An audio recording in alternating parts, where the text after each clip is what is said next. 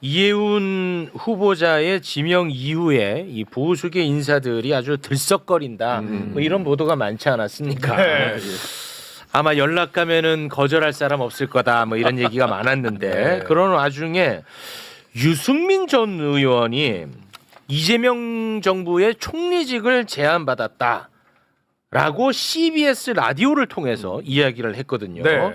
자, 유승민 전 의원의 CBS 라디오 인터뷰 한 장면을 잠깐 보고 오겠습니다.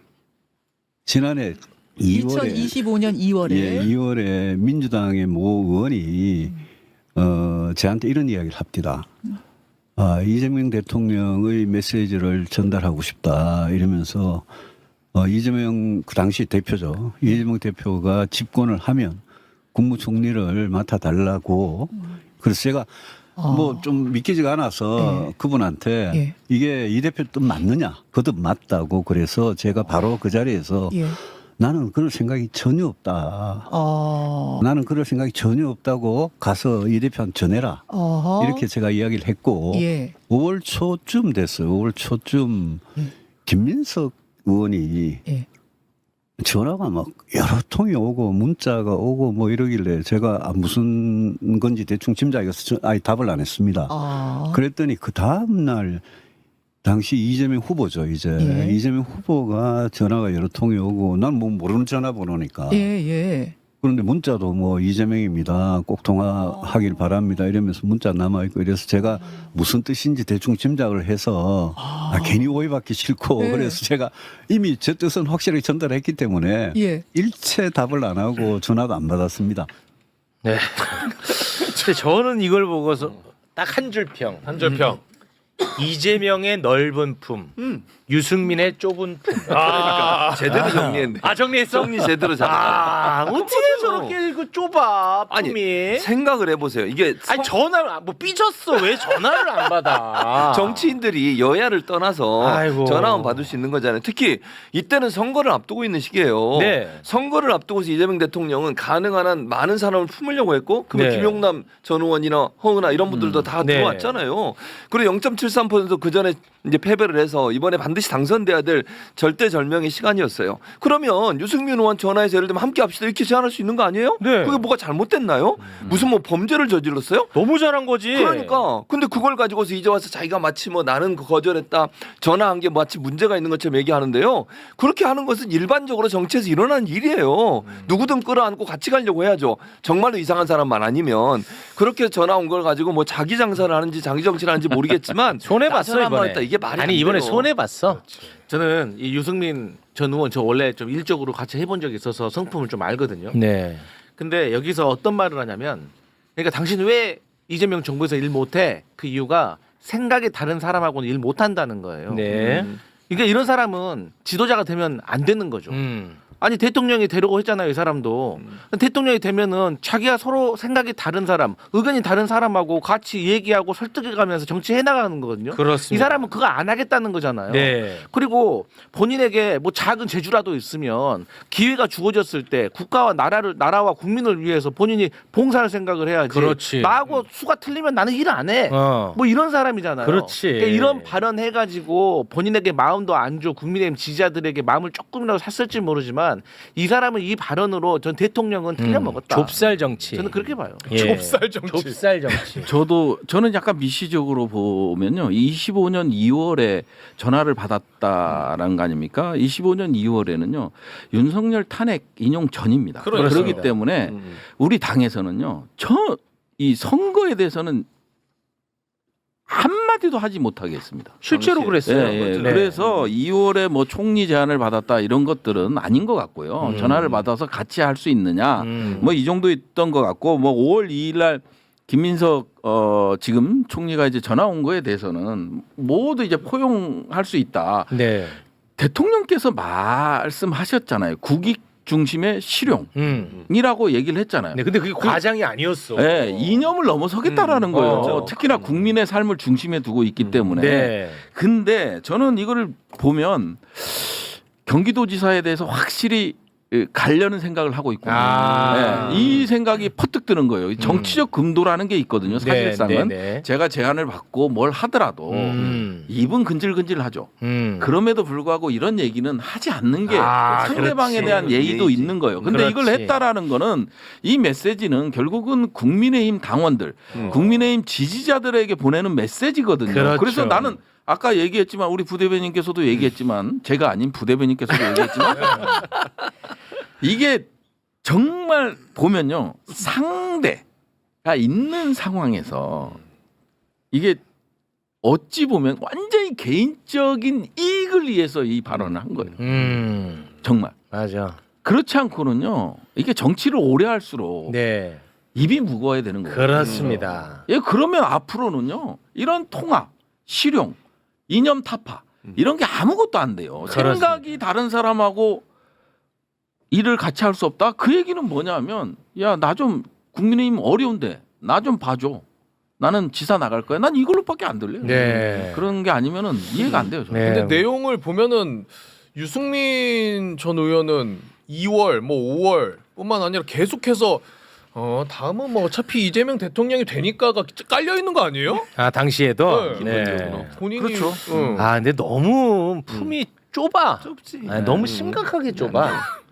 근데 이 와중에 이재명 대통령의 넓은 품이 아주 무섭다며 은근 러브콜을 보낸 이가 한 사람이 있었으니 네. 그 이름도 유명한 바로 민경욱이었습니다. 네, 이렇게 글을 올렸는데요. 이분은 웃기긴 해.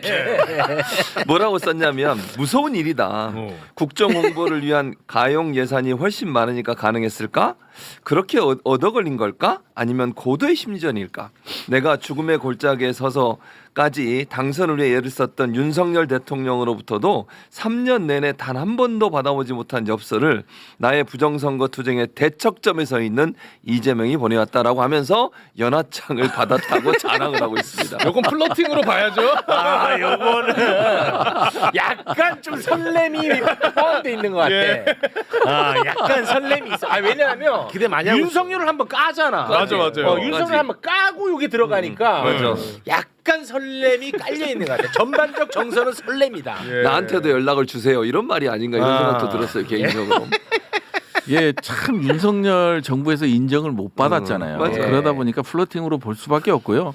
윤석열 대통령도 제가 이제 윤석열 탄핵 연대 이제 국회의원 연대에 소속돼 있는데 제가 그 당시만 하더라도 윤석열한테 추석 설날 선물을 다 받은 사람이에요. 그러니까 이게 지도자는 이게 적아가 어디 있습니까? 대통령 다 국민이죠. 특히. 네, 그럼요. 민경욱도 국민이고 그러니까 네. 주소가 있으니까 보내준 거를 감사합니다. 저도 한번 불러주십시오. 이 직진으로 가야지 남자가 쪼잔하게 돌려서 이게 플러팅을 하고 그러냐고요. 아 그리고 이 연하장이 어느 정도 아이. 시스템에 의해 전송이 되는 거지 뭐 대통령이 자 누구 보내시고 이거 안 하잖아요. 그렇지, 못하지. 그렇지. 전혀 안 해요. 아마도 그 전직 청와대 대통령 그 대변인이었기 때문에 그 주소에 있어서 갔을 거예요. 그래. 그러니까 뭐 당 대표실도 딱 그 리스트가 있잖아요. 그 맞아요, 시스템으로 맞아요. 보내는 거예요. 그러니까. 네. 제발 체육도 좀 리스트에 넣어주세요. 못 받았대요? 아 왜요? 그런 얘기를 왜 해요? 뭐예요? 내 마음이야. 이게 막 갑자기. 아 왜 나를 민경욱씨고 그래?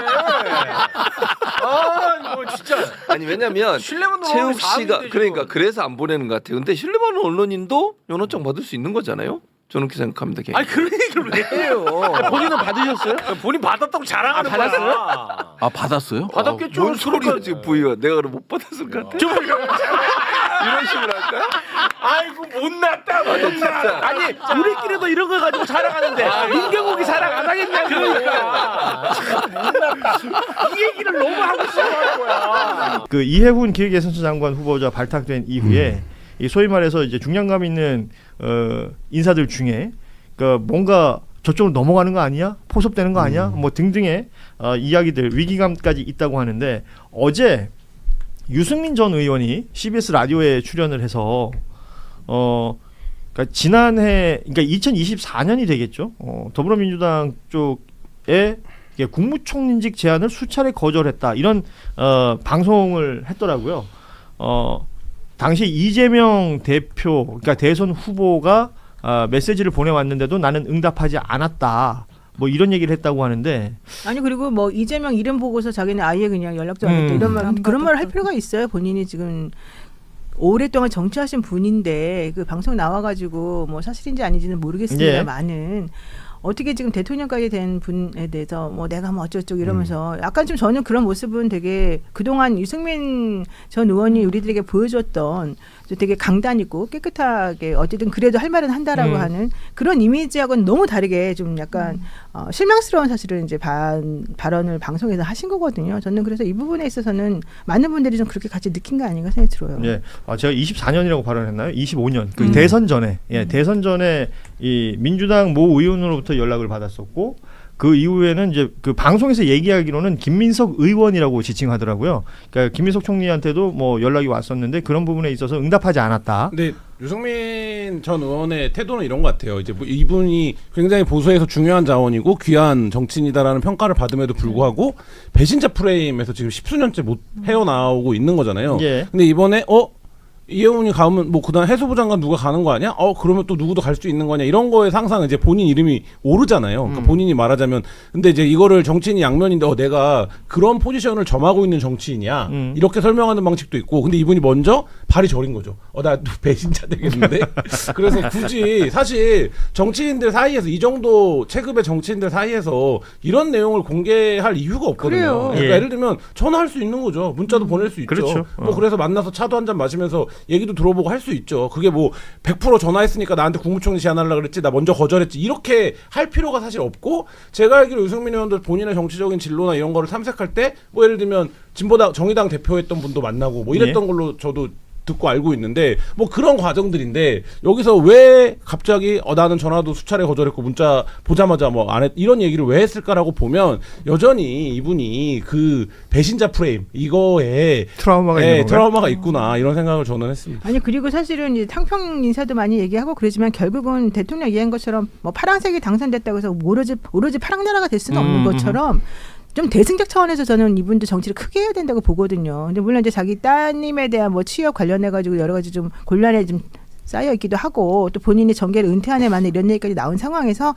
다시 이렇게 회자가 되니까 내가 이제 이런 이미지를 가지고서 마치 민주당하고 뭔가 이렇게 있는 것처럼 인식되면 안 되겠다. 이것 때문에 사실 하는 것도 있겠지만은 또 본인의 품이 큰 정치인이고 그동안 오랫동안 정치해온 사람이라고 한다면 이렇게까지 해서 예를 들면 다 좋은 의미로 사실은 다 연락도 받고 그러는 거잖아요. 그러면은 그런 거에 대해서 굳이 찌질하게 나는 뭐 어쩌고 이렇게 할 필요 사실 없는 거예요. 이렇게 하면 정치가 오히려 크게 되지를 않아요. 그러니까 뭐 흔히 하는 말로 정치인들은 자신의 부고 외에는 자기 이름이 거론되는 걸 다 좋아한다라고 하는데 유승민 전 의원이 지난 몇 달간 뭔가 이렇게 레이더에 좀 벗어나 있었잖아요. 그렇죠. 근데 검색을 해보면 딸 얘기밖에 안 나와요.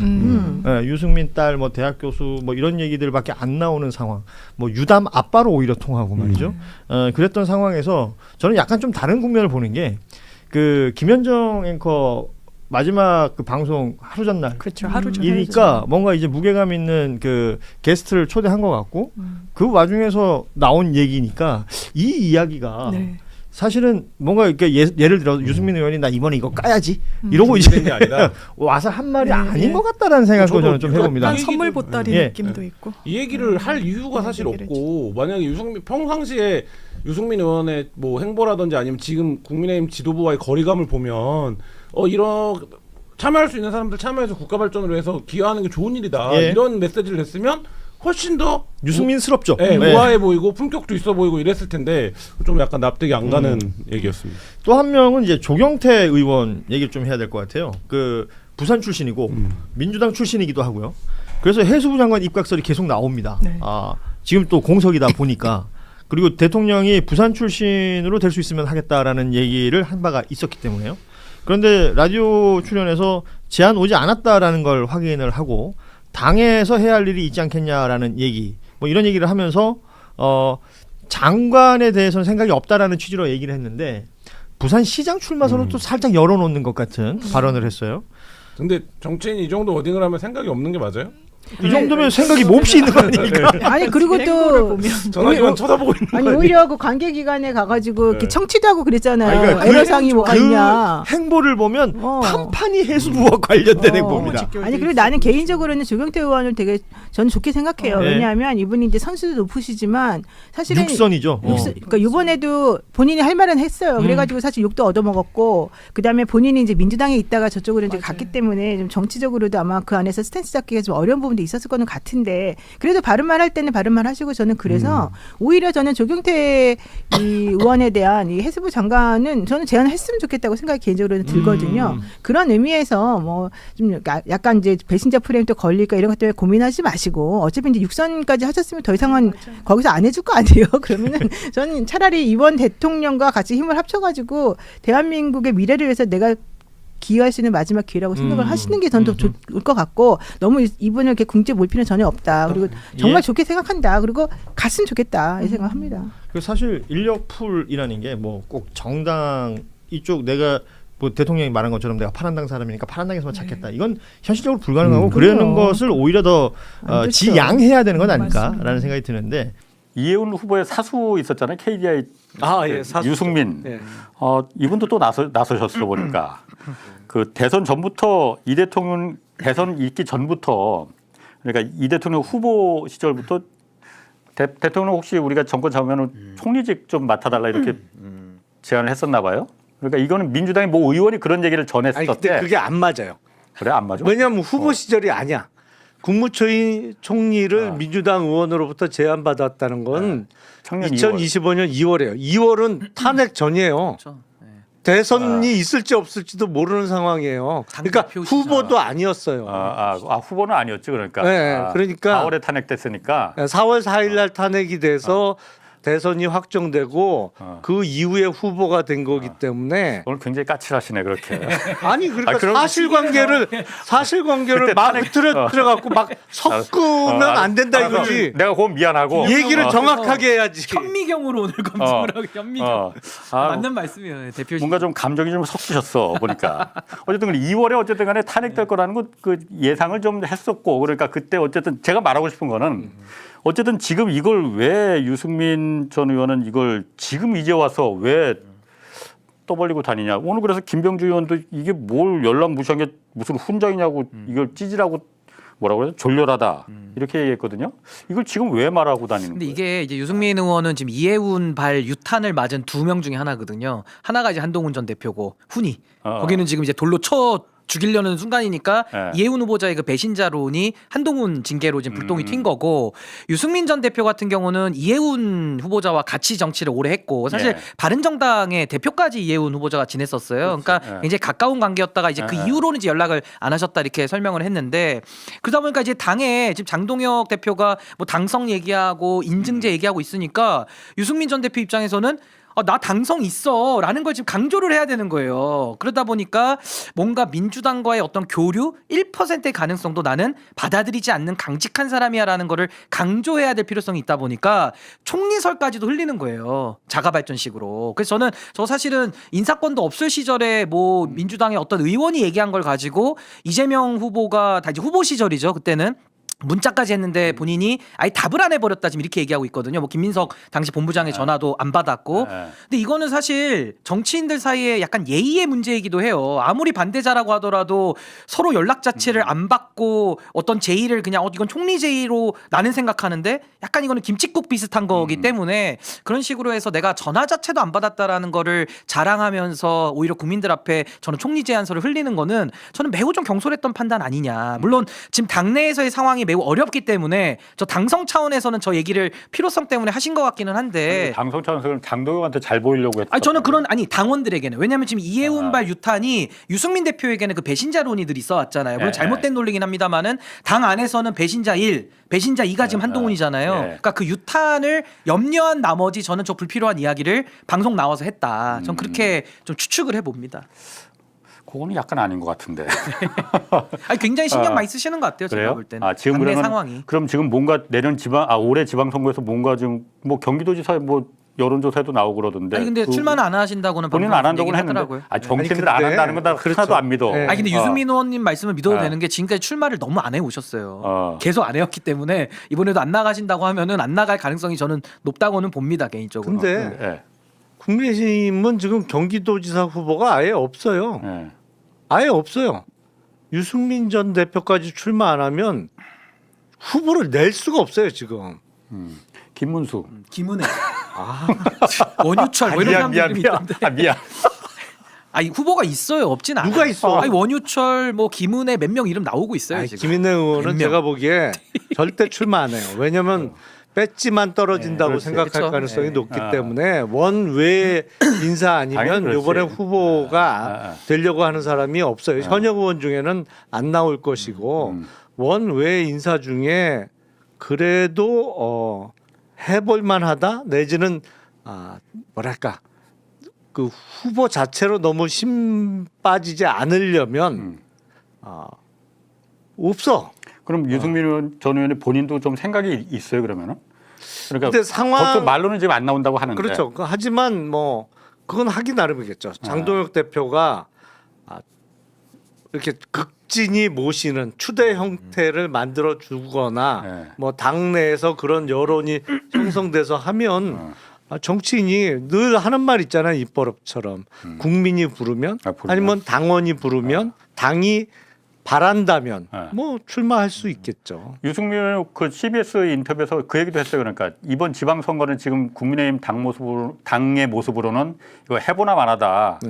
대구 경북 제외하고는 전반적으로 다 흔들릴 거다. 그렇게 보세요? 뭐 맞는 얘기죠. 그러니까 네. 수도권은 뭐 거의 전멸 상태이고 이게 뭐 장동혁 체제하에서 더 나아질 기미는 없기 때문에 전 유승민 의원이 저 판단을 좀 올바르게 하고 있고 근데 모르겠어요. 전 장동혁 대표가 뭐 꽃가마를 태워줄지도 상당히 좀 의문이고 그 가능성이 유승민 있나? 의원도 그렇게 뭐 본인을 희생해서까지 네. 뭘 하시는 분은 아니기 때문에 전 그냥 이렇게 잠잠하게 그냥 또 지나갈 걸로 전 예상을 좀 합니다. 유승민 전 의원 입장에서야 지금 국민의힘의 문제점 내지 특히 장동혁 대표의 스탠스에 대해서 문제 제기를 하면서 지방선거 결과에 대해서 비관적인 얘기를 할 수밖에 없는 입장이고 이게 저 얘기대로 TK를 제외한 뭐 PK에서도 흔들리고 다른 지역에서 참패하는 게 어떻게 보면 상식적인 결과인데 저는 선거는 항상 의외성이 있기 때문에 반드시 그러지 않을 가능성도 꽤 있다고 봐요. 그러니까 2021년 그때 6월 서울시장 보궐선거가 있었죠. 그러니까 갑자기 서울시장 보궐선거가 생겼는데 그때 국민의힘의 오세훈 후보가 제 기억은 서울 시내 25개 구뿐만 아니라 전 동에서 이겼어요. 거의. 동별로 따져도 다 이겼어. 근데 가장 큰 원인이 뭐였냐? 그 선거 한 3주인가 4주 전에 터진 LH 임직원들의 투기 의혹이었어요. 그거로 선거가 그냥 끝나버려. 완전히 일방적으로 끝나버렸어요. 그렇기 때문에 아직 5개월 남은 지방선거에서 예를 들어서 지금 강선우 의원이나 김병기 의원의 이런 악재가 생길 거라고 터질 거라고 누가 예상을 했어요. 이게 근데 만약에 지방선거 직전에 이런 문제가 터졌다고 생각을 해봐. 그런 또 변수가 그러니까, 있을 수 있다. 그래서 항상 물론 그렇죠. 조심해야 되는 거고 최대한 잘 나갈 때 격차를 왜 한때 삼성전자가 주장했던 거 있잖아요. 초격차. 따라올 생각을 포기할 정도로 완전히 벌려놔야 된다. 물론 뭐 삼성전자는 말은 그렇게 하고 따라 잡혔습니다만 SK에. 항상 그렇게 해야 되는 거죠.